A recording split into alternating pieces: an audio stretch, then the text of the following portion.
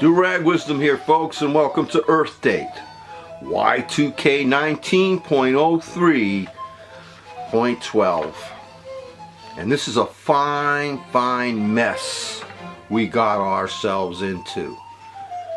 And I attribute that quote, of course, to Oliver Hardy and Laurel and Hardy. We've allowed, ladies and gentlemen, for too much corporate control. Look around you. Look at all these corporations that we're dealing with now. Understand how much control they have over all of us. They're like countries unto themselves. When the movie Network warned us about corporate control, we should have listened. We should have heeded it. And in relation to this, we've allowed a minority of rich people to own all of our media. That's why when Elizabeth Warren says she wants to break up these tech giants, I think that's very important. We gotta break them up. Keep breaking them up. Because it's all about pure, unadulterated capitalism with these creeps. And we're gonna talk about capitalism and socialism another time, and how the two of them can really work off and together with each other. But in the meantime, you have these rich scum who own all our media, a minority, and they're buying up this and that. Can't allow this. The media, how we get our information, has to be spread out over many people, over many organizations, over many outlets. And the media that these corporate creeps that own our information, what they're giving us now is making us stupid. Like this Bachelor or Dancing with the Stars, stuff like that. And I'm not advocating censorship. People want to watch this stuff.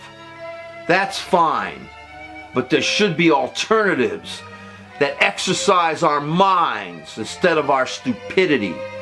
And this is another way we've gotten ourselves into a mess, by allowing our election day to be a work day.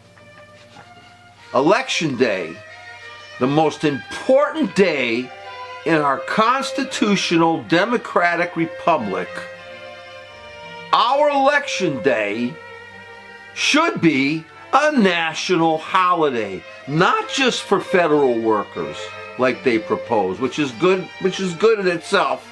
It's a start. Election day should be a national holiday for everybody. Everybody.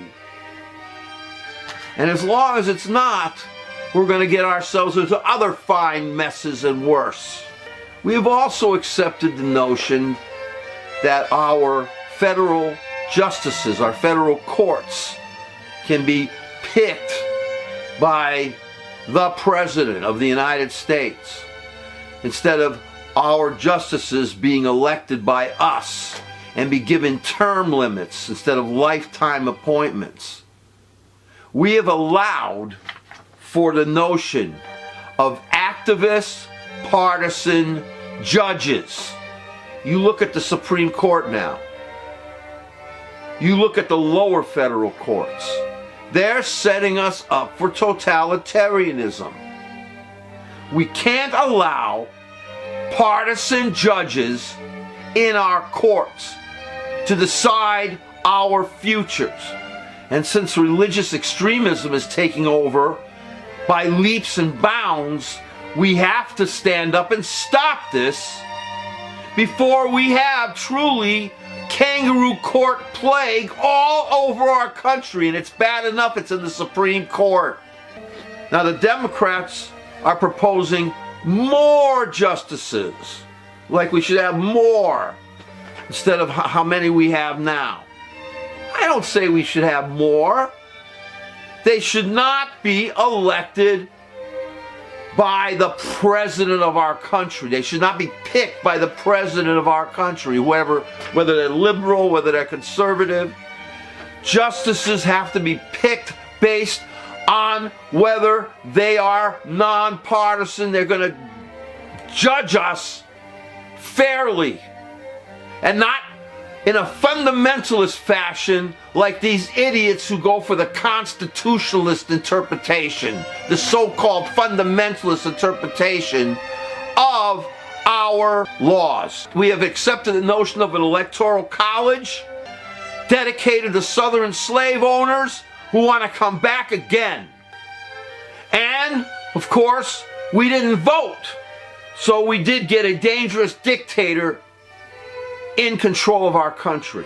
We had a fine mess we have gotten ourselves into because we have a Nazi, a KKK scum, a Putin oligarchical operative in our Oval Office who is backed up by a variety of traitor enablers in the form of the Trumpist Party. And we've allowed this creep, this bastard, this Nazi scum, this KKK traitor to separate parents from children at our southern border and lock them up in detention concentration camps.